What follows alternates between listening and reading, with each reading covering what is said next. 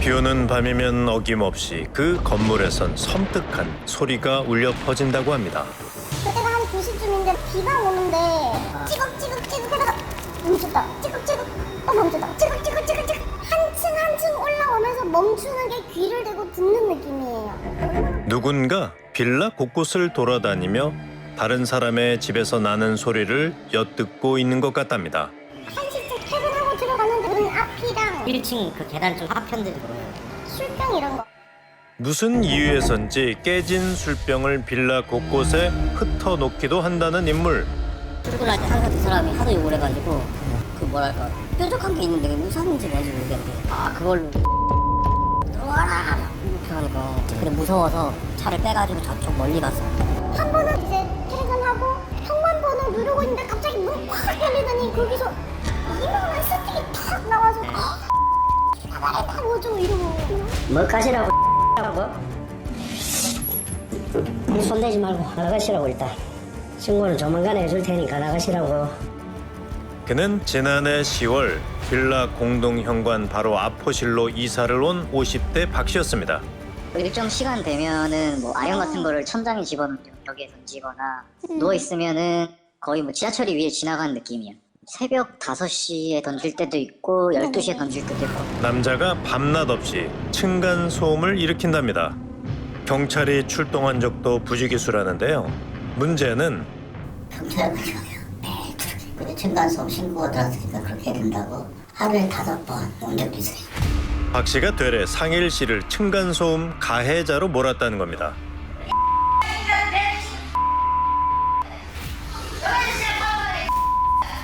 심지어는 지금 와가지고 막 들린다면 빠가는데 어떻게 했어요. 그러니까 이역비를 느끼니까 저는 이사를 갑니다.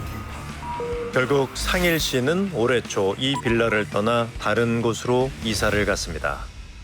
그런데 지금 이 순간 누구보다 가슴이 답답한 사람이 있습니다.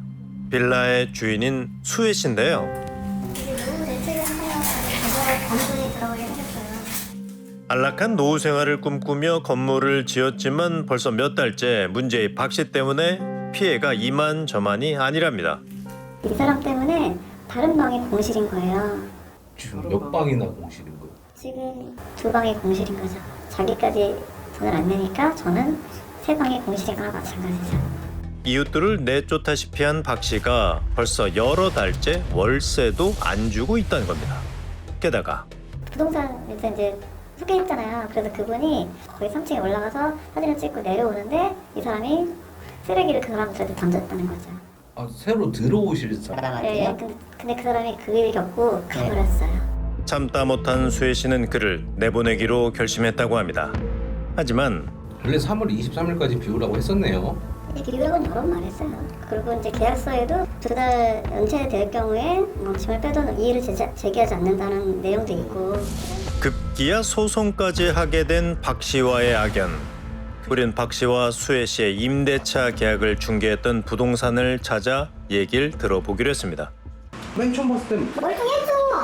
돈도 하나도 없는 사람이 무보증으로 그것도 보증금도 없이 진짜 지인분한테 사정을 해가지고 해줘야 된다고 그랬어요.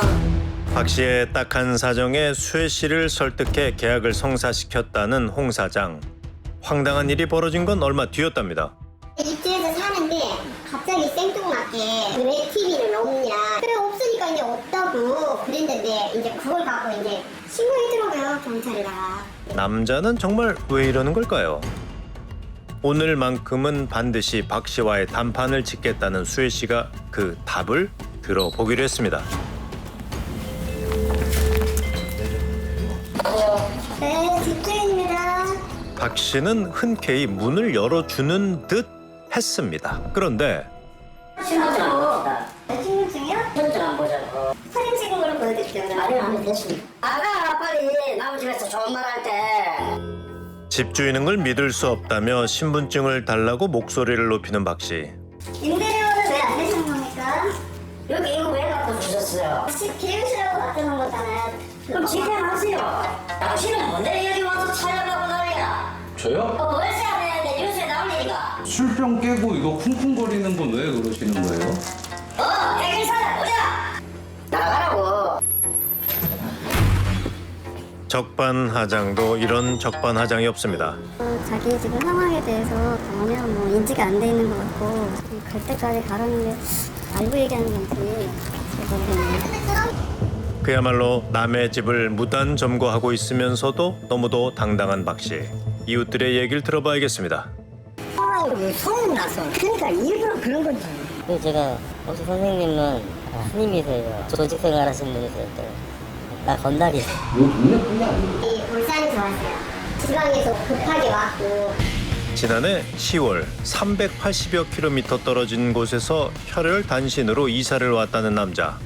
우린 수소문 끝에 박 씨를 아는 사람을 만날 수 있었습니다. 시각했어요. 여기 전부 다. 우리는 우리가 피해를 제일 많이 받거든요.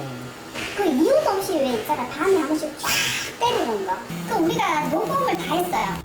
밤낮 없이 터지는 남자의 분노에 늘 가슴 졸여야 했다는 이웃은 지금도 그 증거를 갖고 있었습니다.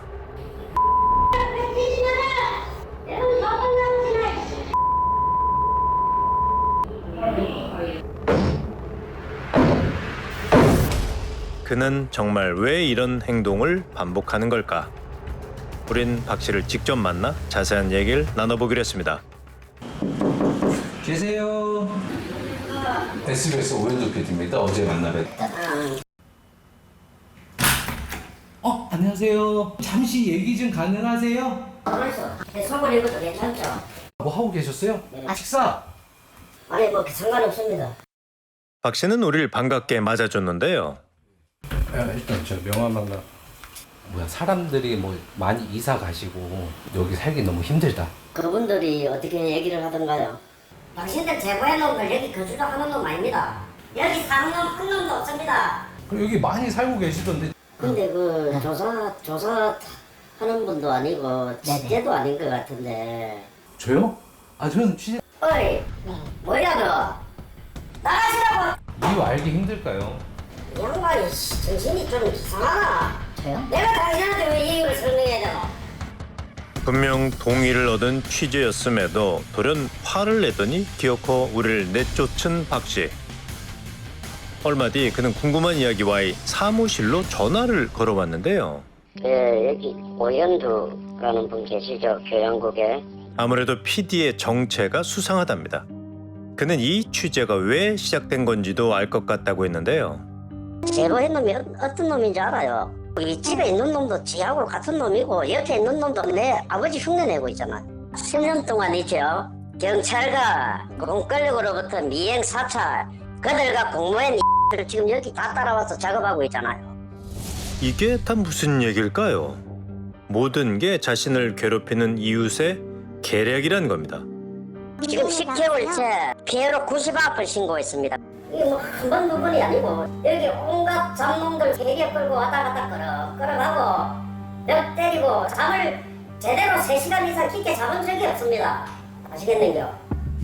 사실 그간 박 씨는 집주인 수혜 씨에게도 여러 차례 이웃들이 일으키는 소음 증거라며 동영상을 보내왔다고 합니다. 하지만 아무리 들어도 이건 내부에서 나는 소리 같은데요. 그런데도 박 씨는 이웃들을 신고하며 민원 넣기를 멈추지 않았다고 합니다. 1년에 한 대략적으로 한 70여 건 정도 저희가 접수가 됐거든요. 주로 이제 옆집에서 이제 소리가 나고 있다. 집주인분 동의 받아서 열었었을 때 이제 아무것도 없는 걸 확인을 하고 저희가 이제 그런 내용을 알려드렸어요. 존재하지도 않는 피해를 당하고 있다는 박 씨. 스스로가 누군가한테 피해받고 있다라는 생각을 강하게 가지고 있는 것 같아요. 누군가가 나를 괴롭히고 있는 위험한 상황, 불안전한 상황이다라고 인식을 하니까 폭력적이고 때로는 위협적인 행동들로 자기를 방어하려고 하는 행동들이 나타나게 되는 거죠. 다만 우리나라 정신보건법의 허점 중에 하나가 이런 정신질환에서의 어떤 치료 영역을 가족에게 부담을 하고 있습니다. 근데 지금 이분 같은 경우 혼자 살고 계시잖아요. 즉 사각지대가 생기는 거고 이분 역시 그럴 가능성이 상당히 커 보여요. 그렇다면 혹시 지자체가 도울 수 있는 방법은 없을까?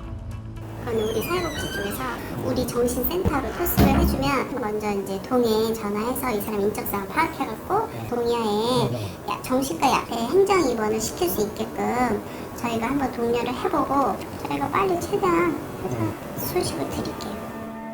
뜻밖의 세입자를 만난 뒤 수혜 씨는 여전히 하루하루가 불안하고 답답하기만 한데요. 저는 진짜 제 발로 나가주길 진짜 바라는 거죠. 그래서 어쩔 수 없이 그런 일을 해야 되면은 할 수밖에 없을지도 모르지만 제 바람은 그 전에 그냥 좀 조용히 나가줬으면 좋겠다. 이러다가 진짜 사람이 다치거나 아니면 자기 뭐 분에 못 이겨서 불을 낸다든지 그런 것 때문에 항상 불안불안하죠. 누군가에겐 안락한 공간, 누군가에겐 안정적인 노후가 돼주기도 하는 집. 하지만 이곳에서의 그 공간은 제 기능을 잃은 지 오래입니다. 소박한 평화와 소소한 행복. 그건 과연 언제쯤 이곳에 깃들 수 있을까요?